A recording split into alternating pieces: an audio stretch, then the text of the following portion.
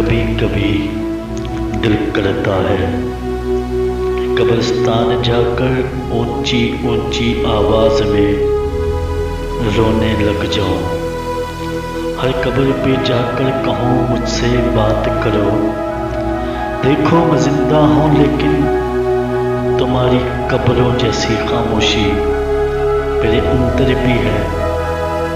ये खामोशी ये सुकून तुम रख लो।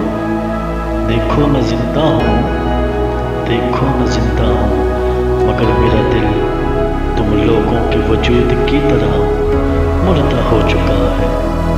मेरा दिल तुम लोगों के वजूद की तरह मुर्दा हो चुका है।